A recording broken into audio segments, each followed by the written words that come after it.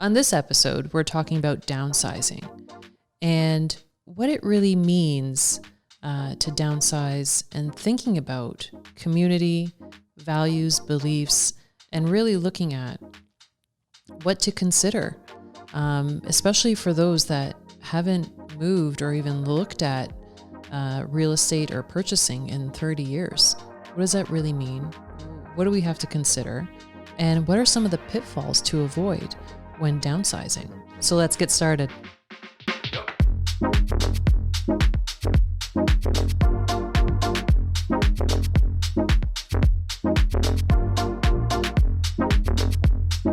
Well, welcome everyone to Your Wealth Conscience. I'm Penny Savropoulos, Vice President and Portfolio Manager for Lawrence Steinberg Wealth Management. And today I have Sean Mahoney from Mahoney Real Estate Group.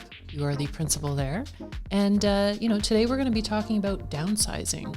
And Sean focuses on the real estate side of how downsizing can affect clients and their where they are in their life and that transitional piece. And I think that's very important for us to talk about, not only on the technical aspects of downsizing, but, from a total wealth picture, thoughts, feelings about it, when to do it, and, when is the right time.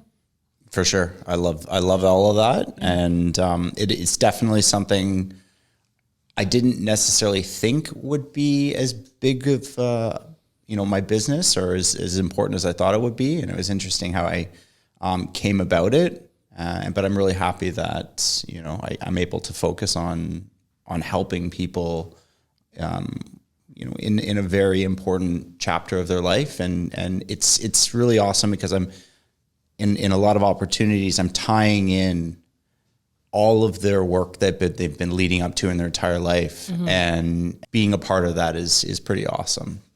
Excellent. Yeah. So Sean, why don't you tell the people here a little bit about how you started Mahoney Real Estate Group, and again, how the downsizing piece, really how you gravitated to that? For sure. The Mahoney Real Estate Group came from, so I've been in real estate since 2009. Okay. And I started investing in real estate 2006 in my hometown of Milton. So it's always been a passion of mine. When I got into the business, what I realized very quickly was a lot of people didn't necessarily, or not people, a lot of realtors didn't necessarily build a business. So it was a very transactional approach. They weren't structured. And, I would see some agents that I admired, and they would get deals, they'd have listings coming up, and I'd hear them in the office like, who's got a lawyer? Who's got a mortgage broker? And I would just sit there and scratch my head saying like, this is your career. People are trusting you. People are hiring you to do this. And in the backdrop, if they saw what I saw, I don't think I would hire them. And so very quickly I realized, the importance of building a business, taking it very seriously, wanting to grow something, but also having a solid team around me. I made the commitment that I would have people in my team that were at the highest level, so that if and when I had my clients come to me, I always had people right behind me that I could fully trust. Like I vetted them all. There were, from my mortgage broker to my lawyers to essentially my entire team. And it's nice to have people to count on. Right. It's also with a realtor, you're trying to be everything to everyone and you can't. You're a marketer, you're a mover, you're all of these things, and you can't, my parents are entrepreneurs. They told me at a very young age, like, focus on what you're really, really good at and bring other people in who are really, really good at what they do, and you'll succeed. So it's a little bit about how it came about. And then with regards to getting into downsizing, again, at a young age, for whatever reason, I'm considered a little bit of an older soul. Mm-hmm. I was 26 working with older clients, I would say, and for whatever reason would gravitate to me. But the real aha moment was I had another company called Boutique Condos. Okay. And, I wanted to specialize in a particular niche. I thought that was important. I came to the city, bought a, glass piece of real estate, on the 46th floor. And after the novelty wore off and I realized, 75% of the units were, invested and tenanted. And I started really thinking, especially being in real estate or owning real estate from a younger age, being like, it doesn't fit within my values. I don't necessarily believe in it. And I really started to think hard on it. So I focused on more boutique condos. So, mid and low rise buildings, predominantly owner occupied, very little turnover, more sense of a community. Yeah. And as I started getting listings, the St. Lawrence market is a prime example of those types of properties. And I would have listings and I would have that 55 to 65-year-old come in and I'd start having conversations. And more times than not, I would hear, I'd say, "Oh, are you thinking about moving?" "Oh yeah, we moved a year or 2 years ago." I said, "Oh wow, what brings you out here?" "Well, we hadn't moved in a long time. I think we took some ill advice. We bought too big, we bought too small, or we shouldn't have even bought at all." The more questions I asked, I realized A, it was a very underserviced market. B, unfortunately, they were looked as transactional. So, they typically had house paid off, no problem buying a secondary property or buying that house. So, on the surface, it's another deal, right? And it's a fairly easy deal from someone looking at it just at a very surface level of everything's free and clear. You're going to, obviously you're going to be left, the idea is you're going to sell, you're going to be left with a chunk of money on the side in addition to having purchased that next property. Yeah, exactly. You'd go in there and you're not like, well, how much debt do you have on the home? It's, your house is free and clear and it's tax-free capital gains. And so I made a commitment that was a market, and it sounds kind of cheesy, but I also looked at my parents. Like my parents are entrepreneurs. They were in and around the age bracket. And like, I know how hard people work to make their money. And I made a commitment to myself and to my clients that I would take it really, really seriously. And, again, kind of coming to that older soul, like reasonably high emotional intelligence, patience is a big thing. Like some of my clients, I'm working with them for 3-5 years because it takes that long to finally pull the trigger. Right. I know. I had that same thing with my mom in terms of downsizing her, and the conversation started at least 4 years before it actually happened. Because, and especially, and I think it is more from a woman's perspective, we're far more, we have a far greater sense of our own emotions and sensitivities and very deep into our intuition. And we love memories. We love making memories. We love the experiences. We love building ourselves in something where we feel safe in. So the very concept to think now, after 30 years of knowing, the very home, the very thing that I feel safe in, the walls are filled with memories. Any room I look at, I think about my kids or the grandkids or, certain milestones that have happened. It's hard to think I'm going to move on to a next chapter and not have that surround me. And it's important to, one, realize that, it's moving into the next chapter of your life. There's certain ends that have to happen. And regardless of whether it's a joyous move, thinking, yes, I get to move forward, this thing has been more of a burden than a blessing, or the opposite, I think there's a level of, allowing yourself that time to either, grieve that loss or just, take that time to just acknowledge that next transition is going to happen and, really do the homework. And I think this is where you come in, is helping them do the homework and understanding, am I moving to a new community, to a new area? What are my neighbors going to look like? Is it going to be higher traffic than I anticipated? Are there unexpected costs that I didn't think I would have, for instance, in a condo that I know I didn't have owning a home? No, you know what? It's you nailed all of that. Yeah. And my aha moment was actually when my parents decided to downsize. All of those things you just bang on. They had, the cottage, they had the house down south that they're spending, and then we had the primary family home, which, we forever, right? There's the home. Yeah. And my father was ready to move, and he just said to me, we're not utilizing the house. Can you ask your mom? Is she ready? Because I guess he'd been asking her, and there were many lessons I learned, but I went to my mom and I just said, hey mom, I understand dad is thinking about selling the house, and I just wanted to get your thoughts on it. And she literally, and I'll never forget this, looked me in the eyes and she said, Sean, this is the only house I've ever felt safe in.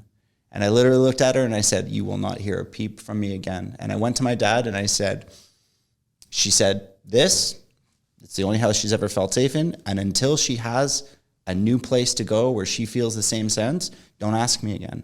But I also learned something really interesting there is communication. Yes. And what I really realized is, there was a huge disconnect. And sometimes people don't know where to start the conversation, how to have the conversation, people's values and emotions, like you talked about. Like my father's emotions are very different than my mother's emotions. And so one of the first things after that I learned was have them have a conversation. Ask them the right questions, give them some type of questionnaire, figure out where they are in line and figure out where they're not in line. Nothing's going to be perfect. But how can they make that first move to make the decision to move on? And I believe wholeheartedly, until you're on that right path, most people will not make the move. Now, having said that, most of my clients, when they do make the move, they say, I wish I did it 5 years ago.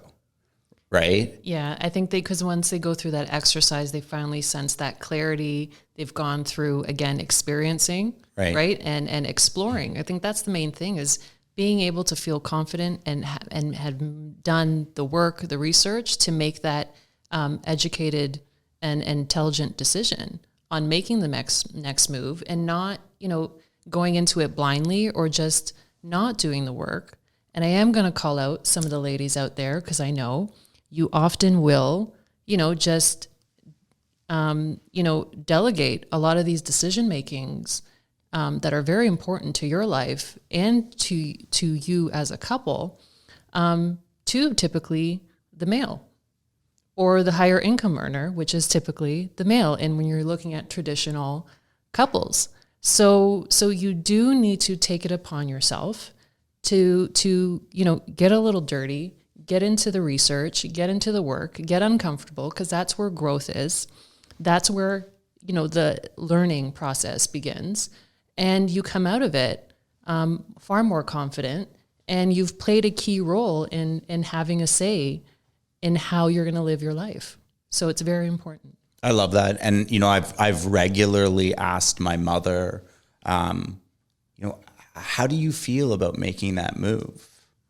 And she goes, you know what, Sean? I drove by the house the other day, and it's not that I didn't feel anything because it went to a great home. Like we were talking about that as well, like lineages of a home, emotional attachments. Like it went to almost the identical family that my family was almost 30 years to the day, who moved into that house. So I think that was a huge opportunity as well.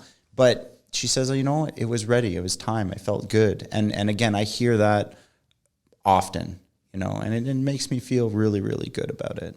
Yeah. And I will speak to, the other side of that piece is understanding their finances, and me as being the portfolio manager and looking at the total wealth picture. Oftentimes knowing what that number is in terms of what do we sell it for, really comes down to understanding how that's going to position yourself for the long term and quite frankly, roll into retirement and looking at that piece and understanding the moving parts, understanding, okay, we're either transitioning out of our careers, we're now on a fixed pension. Now I'm selling this main nest egg we had, which was our home, to move into something different. How is this going to help support our lifestyle or help support down the road, if we do get ill or if we do need certain levels of assistance, or we just want to travel more, right? So there's different components to it, and sitting down with the right advisor, having them take the time and, show you the different scenarios of what that looks like, and then having confidence in knowing, basically your ranges of what my minimum is. So I know at the very least I can get X amount and I'll be okay for the next phase of my life. Anything above that is great. Yeah. But like you mentioned, I mean, right now, and especially in real estate, you get people from all ends of the spectrum of why they buy and why they even sell. And so we see an influx, and we see this headline news of, pockets of real estate, on a downturn. Then you see others that are overheated. And so it's important to, not get too drawn into the headline news, but really dig deeper into, what's causing that. I agree with what's causing it, but if you're thinking about making the move, is why you're making the move. Yeah. And this is how we connected. I mean, the whole concept of enjoy your wealth actually came from, I worked with a lot of wealth managers. The downsizers were sitting on houses that they were not utilizing. There's a lot of income that's in there. There's a lot of opportunity to move on, but there's overwhelming. They don't know where to start. There's a lot of things that are built into that house. And once they're shown, to all of your points, I mean, it gives them a new opportunity to that next chapter, enjoy the vacationing and enjoy, the new shift. Yes, there's a wide range of emotions. They say buying and selling real estate is number 2 to death and divorce. It's a big, big decision, but there's a lot of opportunity out there. And, to your point as well, the market is, I don't think I've ever seen it in my 12 years. Now, 12 years, I'm not that much of a veteran, but, I've seen the 08, 09. I started real estate January 2nd, 2009. And so, I've seen enough of shifts in different pockets, but I've never seen the market acting the way it is right now. You've got condos going on a completely different trajectory than the houses. You've got clients of mine who are downsizing, they're looking for those sanctuaries. Cottage country is, I think, $800 million worth of cottage properties transacted this year. I'm pretty sure that's a record. People are looking for safety spots, sanctuaries, secondary markets, Barries, the Hamiltons, the Bradfords, the Miltons, like all of these areas are now really getting an influx. And it comes also to, buying opportunities, I guess. I mean, the condo market, you could say, is really taking a hit right now, predominantly because of COVID, where, you're forced to be downtown, but now people can work from home. Right. And you can take that $700,000 budget that doesn't buy you much as in condo, and you can go and get yourself a nice house with a nice yard. And, it's interesting to see where that will go to, because I don't know how, I've talked to a few clients and told them maybe stay put for a little bit, because it might be a little premature in terms of making that move. I mean, there's a lot of things that come into those types of decisions, especially if you have to come back to the city. But, the market is nothing I've ever seen before. And if we stay on the condo market for a moment here, and we're talking about, individuals that are looking to downsize, and maybe they don't want to mow the lawn anymore. They don't want to have to deal with replacing another roof in 15 years when they're now on a fixed income. What are some of the, pitfalls? I want to say pitfalls. Not that over time it's a bad thing, but the pitfalls that people don't even consider when they're transitioning from home to condo. I think there's a misconception of, looking at a condo, especially when it's brand new, a new build, that it's going to be nice. You're the first person moving in. The condo fees are set really low. Property taxes are, kind of in line when you think, what a condo should be. Right. But what are some of the pitfalls that people don't consider, especially when it's a new build, and projecting and really budgeting for the first 5 years of what might happen? I'm going to give some secret sauce right now. Ooh, everyone. Okay, because this is something. Check it out, secret sauce now. This is probably the biggest thing to take into consideration, and it's the size. Mm-hmm. So, I've had clients who have reasonably large houses come in and say, I can live in 800 square feet, 1,000 square feet. And I take them into a really well laid out 800,000 square foot unit, not 800,000, but 800 square feet. Yes. And they kind of go, oh, wow. So one of the biggest pitfalls is exactly like I said, buying too big or buying too small. What I suggest is typically half of whatever you're moving from. So if you have a 2,000 square foot home, you would be comfortable in a 1,000 square foot well laid out unit. That's a big one. Community, massive. You know, what I hear from a lot of my clients is, I'm part of a community now. I want to continue to be a part of a community. You know, we talk about these large glass buildings. I would say the biggest regret is that they don't feel homey. They are just pieces of glass in the sky. They're boxes. They have very little warmth. Yeah. You know, they have very little family tying qualities, especially if you're coming from a home or a more traditional home. You know, if you've got a corner unit that's all glass, you're not hanging your picture frames up on there, right? Right. You make a good point there. First moving into Toronto many years ago, I did choose to rent for a little while. And my condo, and it's me coming from, again, a house. It was 2,500 square foot house, backyard. I was just steps away from a beautiful trail. I wanted window. I wanted to be able to at least feel like I wasn't boxed in. And a good chunk of my place was just all window, which I loved. Right. But at the same time, there wasn't a lot of room to make it more that homey feel in terms of being able to hang things on the wall or have certain things there. And in the wintertime, regardless of the kind of curtain, however, it's drafty. Cold. It gets drafty. Yeah, it does. Yeah. I've been wearing my Uggs 24/7 the whole year round. Yeah. I got used to it. Yeah. But, I agree. Those are all things. And, you know, again, some more pitfalls. I mean, the community of the building. Yeah. I used to joke around when I was in the building I talked about on the 46th floor. You know, I'd hop in elevators with people and they'd be looking at their emails that they've probably looked at 15 times. And you don't have reception in these elevators. So my running joke was, who's your carrier? Because I don't get reception in the elevator. And people would look at me and kind of smirk. And, you know, you try to have a conversation, but it's very cold. And it's very much, I think, people that do, want to be in more of those high rises is more like, I think we mentioned the novelty of it going, well, I'm, 46 feet up and I get to see the skyline. I get to do this, do that. But also because there's so many units in that building, there's so many people, you don't really try to make friends with anyone or get to know anyone really, unless it's, just at random. Like if someone else is the first person to have that communication with you in the elevator, right?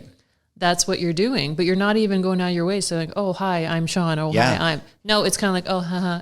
Okay. And then they like just do what they normally do, what you'll see in the buildings and just business buildings of just kind of like, just mind my own business. Totally. I just want to get to where I need to be. Don't bother me. Yeah. But it's your home. This is where you live. People. So, be very careful with that. And that kind of goes into, if you're thinking about a condo, why I love boutique condos, those mid and low rise and just ask, like, you can get a status certificate if you're thinking about putting an offer in and just see what percentage of that building is tenanted. Right. Because to exact point, that's important. If you're a tenant in a building and you're not making this your community, you're in and out. There's a lot of transition. There's a lot of, if you're looking for familiarity, if you're looking to put some new roots in, get these buildings that are, 70, 80% owner occupied. Yeah. Because it's not just the community. We talked about finances and investments and being careful. Like if there are downturns like there are right now, I can tell you the buildings that are holding their value are the one-off lofts like 68 Broadview or these boutique buildings where it doesn't matter if the market goes up or down because these are people's homes. They're not panic selling.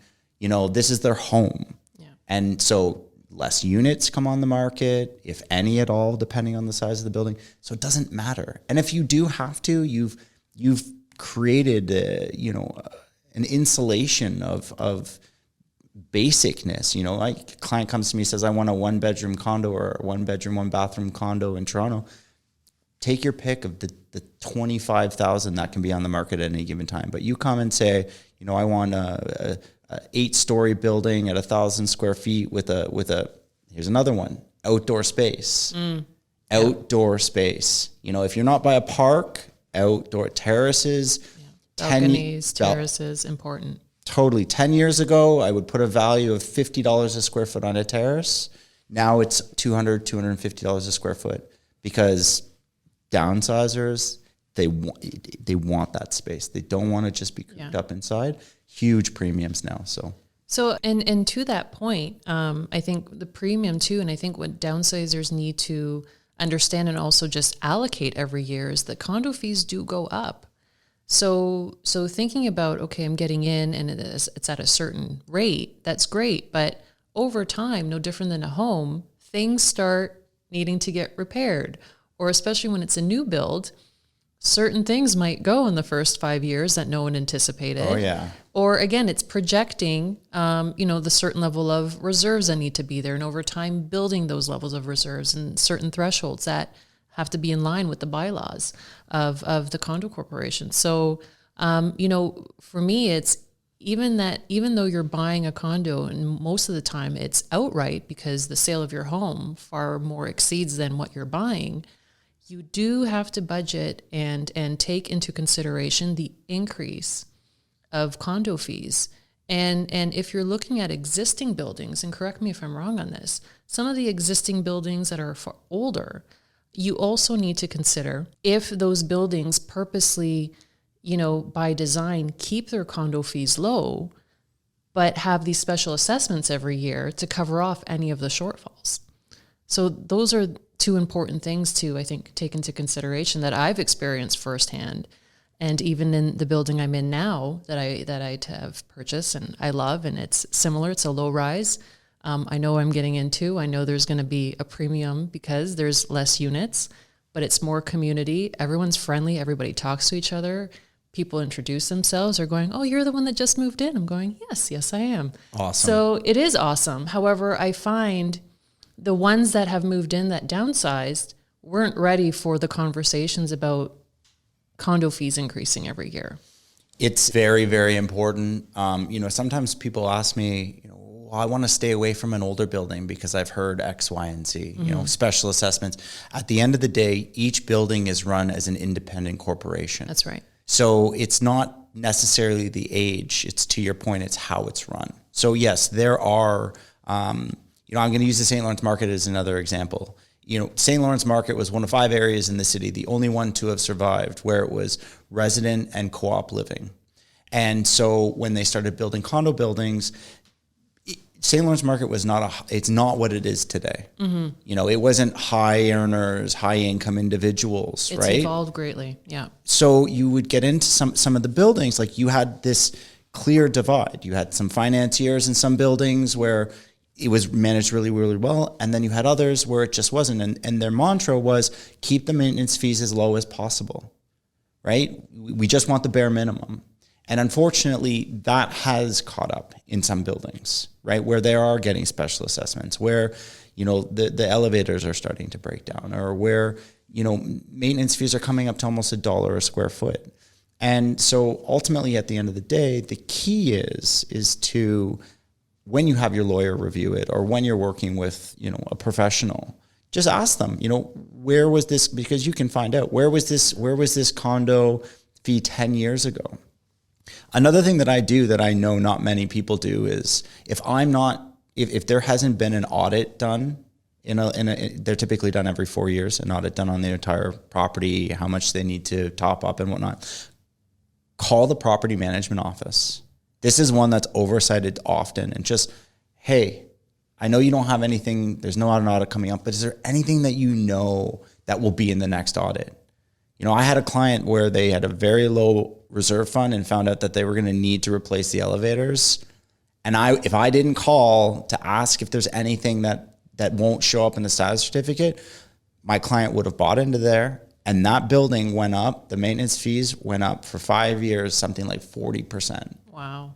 That's significant. And if you didn't know, and I could sit there and say, oh, that's too bad. Yeah. And then by that time you've already signed the papers and yeah, you're on to the next. So then it's like, I think it's part and parcel of, doing the research, having that great experience and really, knowing that you've done something thorough and you've walked and collaborated with that client to the very end.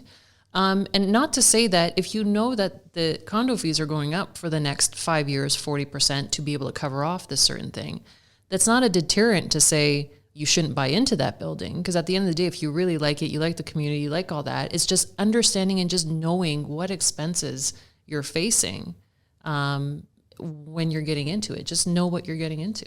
I think that's exactly it. The don't be afraid to ask lots of questions. I would say that's the other thing with downsizers is, you can use emotions and overwhelming and don't be afraid to ask questions. No question is silly. Often I'm at the table and I'll know somebody wants to ask a question and I'll see that and I'll just kind of stop and say, is there something you want to ask?